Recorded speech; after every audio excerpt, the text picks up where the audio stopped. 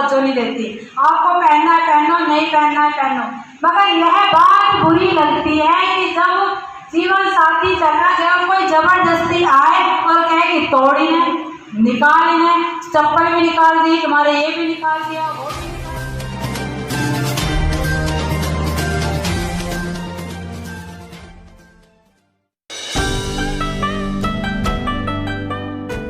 आदरणीय धर्ममित्र जो कि दिवंगत आदरणीय धर्मचारी दिल सिंह जी की जीवन संगिनी है। जब मैं उनको मिली और उसके बाद में मैंने जब उनको देखा तो कुछ बातें मुझे ऐसी लगी कि मुझे शायद आप सबके साथ में कहनी चाहिए, मुझे आपके साथ में थोड़ा सा साझा करना चाहिए। वो बातें ये हैं जैसे अभी आदरणीय धर्मचारी मित्रोदय जी बोल रहे थे कि अगर किसी को सच्ची श्रद्धांजलि देनी है तो सच्ची श्रद्धांजलि का मतलब होता है रोना पीटना नहीं होता। वह तो एक संवेदनाएं है, आपको दुख होगा, धीरे धीरे उससे आप निकलेंगे।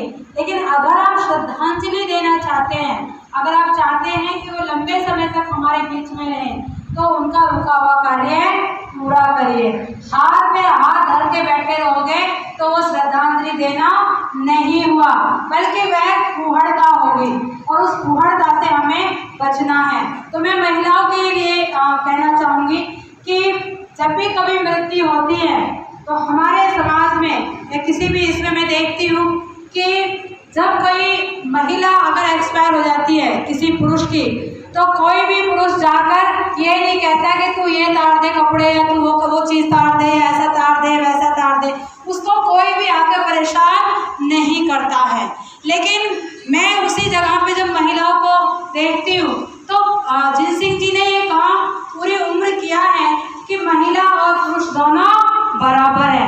लेकिन जैसे ही बात आती है कि अगर जीवन साथी में से कोई भी पहले जा सकता है, कभी महिला भी जा सकती है तो कभी पुरुष भी जा सकता है। और अभी हमने इस संदर्भ में अगर हम देखते हैं तो जब जिल सिंह जी हमारे देश से गए तो जिस बात के लिए वो जीवन भर प्रयास कर रहे थे, समानता, जिस बात के लिए वो जीवन भर प्रयास कर रहे थे कि जो महिलाएं उनके साथ में जो बाद में जबरदस्ती जैसे होता है, तो मैंने देखा कि धर्ममित्र वीरवती जी, हाँ उनका नाम, तो मैं वो धर्ममित्र हैं और उनके हाथ में मतलब चूड़ी पहनना या नहीं पहनना मैं इसको कुछ तवज्जो नहीं देती। आपको पहनना है पहनो, नहीं पहनना है पहनो। मगर यह बात बुरी लगती है कि जब जीवन साथी चला गया कोई जबरदस्ती आए और कहे कि तोड़ इन्हें, निकाल इन्हें, चप्पल भी निकाल दी, तुम्हारे ये भी निकाल दिया, वो भी निकाल दिया, जैसे पता नहीं क्या हो गया। क्या उसका जीवन यही तबाह करना है? अरे वो जिएगी, क्योंकि वह एक व्यक्ति है जिस बात को बुद्ध ने कहा, बाबा साहब ने बताया कि महिला पुरुष बराबर है। और जब बराबर हैं तो फिर इस कर्म कांड को हम क्यों तवज्जो देते हैं? पुरुष नहीं देता, लेकिन ये महिलाओं की जिम्मेदारी बड़ी बनती है। और जो जितनी बुजुर्ग होती है, ज्ञान सागर जी की पुरानी बात है, जितनी बुजुर्ग होती है उतनी ही वो इन बातों को प्रधानता देती है। आज मैं सुबह जब वहाँ गई तो भी मैं कह रही थी कि ऐसा नहीं करना चाहिए था, कि उनको जैसा रहना है उनको वैसा रहने दीजिए।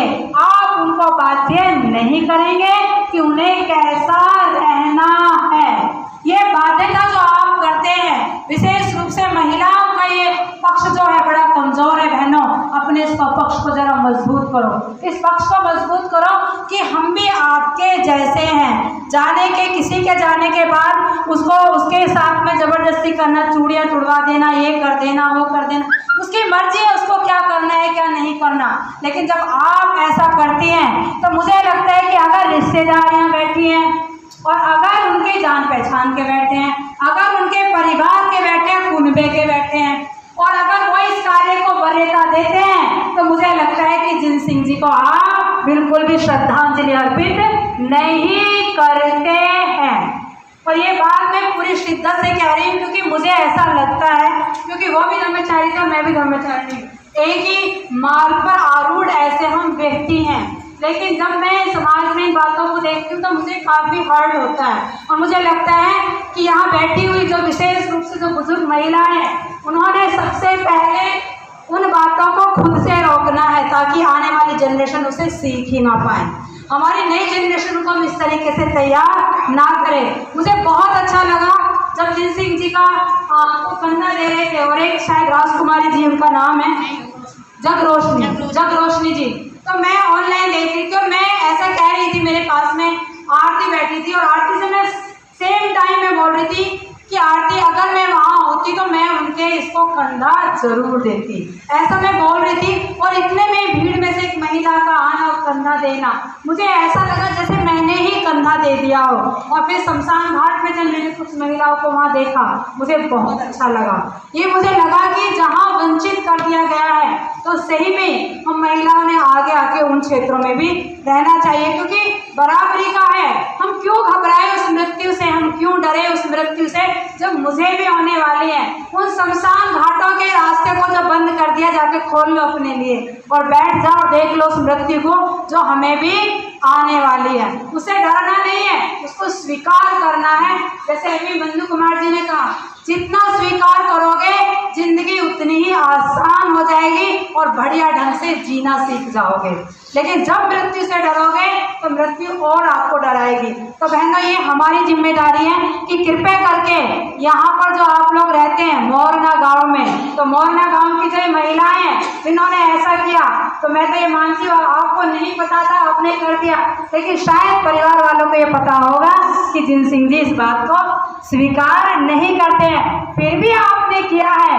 तो मुझे लगता है कि अब आपको सोचना है कि कैसे श्रद्धांजलि हमने उनको समर्पित की है। तो आपके परिवार में पुनः ऐसी चीजों की पुनरावृत्ति ना करें, आप पुनः इस बात का रिपीटेशन ना करें, और यही मुझे लगता है कि उनके प्रति श्रद्धांजलि होगी। दूसरी बात ये मैं कहना चाहूँगी कि महिलाएं जो हैं, जब कोई चला जाता है तो बैठिए उनके पास में, धीर बंधाइए। ये नहीं कि बहुत जोर जोर से चिल्लाते हुए रोते हुए आते हैं और रोते उस व्यक्ति को और रुलाते हैं। वहाँ बैठिए और कहिए कि कोई बात नहीं, जो हो गया वो हो गया, अभी मृत्यु को हम टाल नहीं सकते थे, परंतु हम आपके साथ हैं और हमेशा रहेंगे। इस दुख से भी आप जरूर उभरोगे।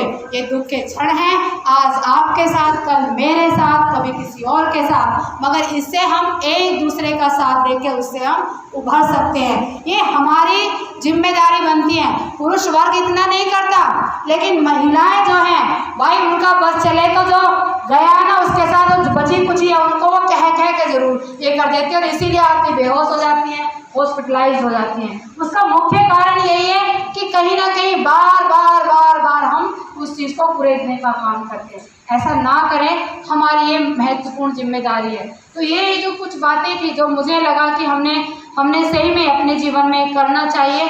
और जब मैं आई और आज जब सुबह में मैंने देखा, मुझे काफ़ी दुख हुआ और मुझे लगा कि मैं आपके सामने खड़े होकर मैं 5 मिनट मैं आपसे यही विनती करना चाहूँगी कि बहनों, हमने मुझे लगता है कि हमने इस बातों को सीखना चाहिए। तो समता का अर्थ यही नहीं है कि हमने कह दिया और समता आ गई, यह भी समता का अर्थ होता है कि इस तरह से चल रही जो कुछ बातें हमारे जीवन के लिए अच्छी नहीं है, उनको भी साइड में बाजू कर देना, उनसे ऊपर उभरना।